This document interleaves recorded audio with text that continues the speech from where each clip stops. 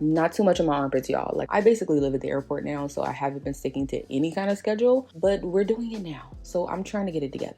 You've probably noticed that I tend to prefer strips. That's because it's the easiest for areas that are hard to reach. So if you feel like you're failing with sugaring, that is probably why. Slicking is great as an esthetician because they can approach any area of your body from any angle, whereas you can't. I also really want to get back into the habit of actually painting my nails, but today is not that day. Because just for my manicure alone, I spent about 45 minutes to an hour, and I decided to make this a little, pamper session. I put on a movie. I actually sat at a table instead of sitting on the couch. All I was missing was snacks, but it was great. I really like this setup because I've also never done my nails at night. So I definitely want to get into the habit of doing this. And this process is basically the same as my pedicures. The only difference is instead of soaking my hands, I'm just using a cuticle softener, but you can feel free to do that. I just really hate pruny fingers. So it's gonna be a no for me. But everything else is the same. I push my cuticles back, I trim any excess.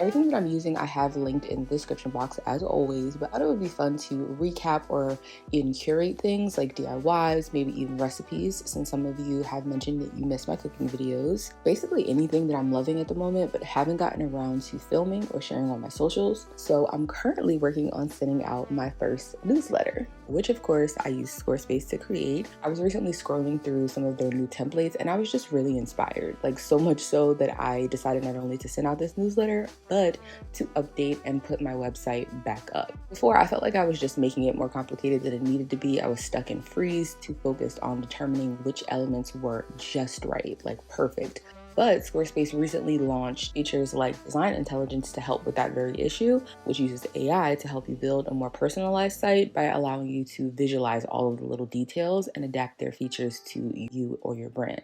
I didn't use it for my site because I just loved the templates as they were, but I would best describe it as like taking your clothes to a tailor. It helps fine-tune the fit so that it fits your unique body, or in this case, style. Things like switching up the layout or customizing the color palette without sacrificing the balance of good design. Or you struggle to find the right words to say, you can even have it write your copy. So if you've been meaning to start that blog, want to sell your products or offer services, or you just want a landing page for your little space on the internet, you can get 10% off with my code abetweene, or head to squarespace.com/abetweene.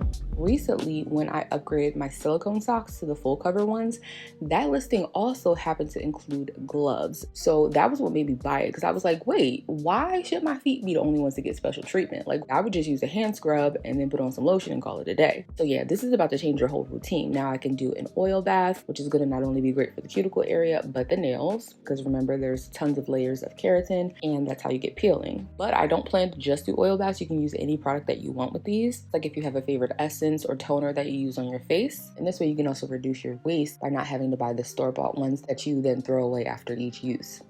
Recently, I've been using aloe juice and magnesium since I've been doing a lot of work around the house. So my hands are getting really dry from constantly washing off paint and joint compound. And even if I don't do any nail art, my nails are never naked. So if you're trying to grow yours or protect the length that you already have, make sure to keep something on them at all times, even if it's just base coat. Since the summer, I've been liking this one from Manicurist. It's the smoothing formula from their Actives line, and it's perfect because it's a standalone product. Like, you don't have to put anything underneath it or over top of it. Here I'm doing one coat, but you can do several coats if you want, just like I did with my pedicures.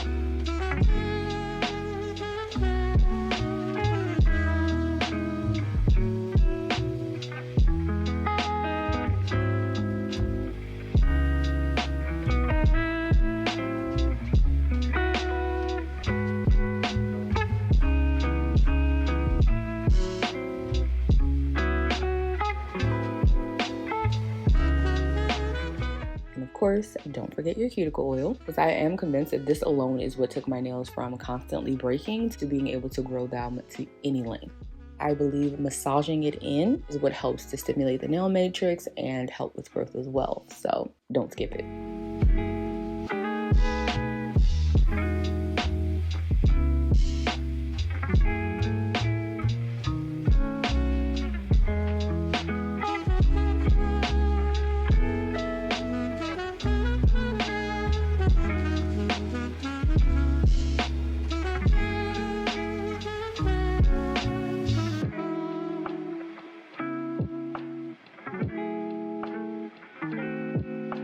And when I say I've been working on this house, I've been working on this house. This is my receipt. Despite swearing that I would never remove another popcorn or textured ceiling, I did it.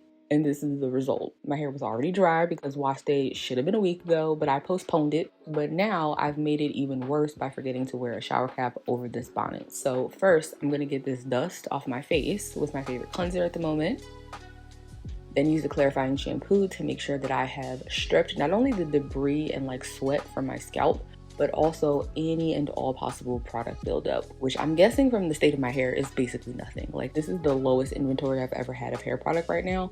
But regardless, I want a clean slate, and because it's finally sunk in, the little dandruff that I do have is in fact a mild form of seborrheic dermatitis. I've realized that I need to treat it accordingly and stop buying these little cute shampoos just because. So I've been using this shampoo from SIM because it has zinc pyrithione in it. This ingredient inhibits the imbalance of growth of the microbes that naturally live on your scalp that are leading to the condition. Basically, when your sebaceous glands secrete sebum, that oil that should be traveling down your hair strands to retain moisture, if it starts to build up, the yeast on your scalp breaks it down, which in turn produces oleic acid, which if you're sensitive to, irritates your scalp and increases cell renewal in an attempt to get rid of whatever is irritating it. So that overproduction of cells, they clump together, forming the flakes that we call dandruff. And while we're on the topic of hair epiphanies, I realized, I need a new lineup, because apart from like the 2 products that I would actually call staples, everything else not necessarily working out. So I've been trying out new products, and this conditioner is one of them, which you might have saw me actually post on my Instagram stories. Listen, I can be honest with myself. I am highly suggestible. My flavor of ADHD loves a container and packaging. So when I saw this line, I didn't stand a chance. But on the good side, it was only $6. On the list of things to try is also stylers, because literally at the moment I have none. So this seemed like an opportune time to finally try flaxseed gel. Also because I tried a sample of the Innocence gel and I really like it. It is good, but do I even need definition? I have waves at best. So I simmered 1/3 cup of whole flax seeds with 2 cups of water, and yes, they should be whole, don't use ground. I made sure to stay by the stove to stir occasionally because these will stick to the bottom of the pot if you just leave it stagnant for too long. And I cooked it for a total of 6 or 7 minutes when the consistency changed.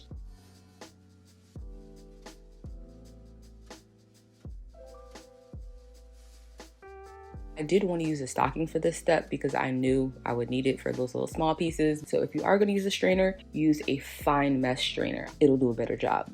And then of course I let the jar cool for a while before I used it. If you're curious, the smell of this is not like offensive. It smells like oatmeal, but really good oatmeal. So I didn't want to add any fragrance to it, also because, water and oil don't mix. I'm not putting any preservatives in it, and I'm just keeping it in the fridge to make sure that you use it within 2 weeks. And not gonna lie, I had very little faith that this was gonna do anything. Like, I fully expected to have to rewash my hair, but I actually liked it. What I didn't enjoy was detangling with it. Surprisingly, it didn't give enough slip to make combing any easier. Like, the consistency for me left room for resistance when passing bristles over it, but it did give me some definition. Probably doesn't hold a lot of weight for you because my curls are boneless, but this is what I got.